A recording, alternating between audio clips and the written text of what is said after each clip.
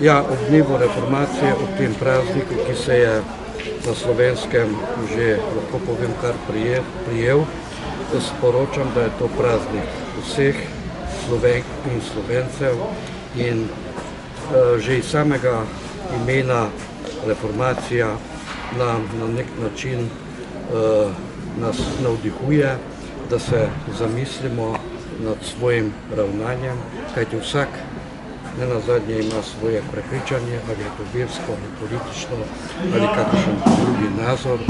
In je to ena priložnost, da pogledamo vase, da pogledamo okolico in opozarjamo na vse tiste stranpoti, katere se dogajajo, in pa stremimo vsi skupaj po lepši prihodnosti, predvsem za mlade rodove.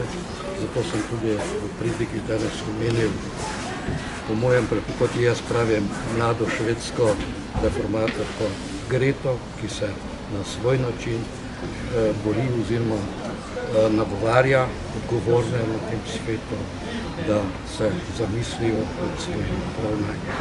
Kajti danes je mnogo stvari se da kupiti na trgu, mnogo stvari nam je ponujeno, torej vse se da kupiti za denar, ampak vprašanje je, ali to koristi, ali to koristi za namcem naših otrokom in pa otrokom njihovih otrok. To je naša ta trenutna reformacija, ki se nenehno dogaja.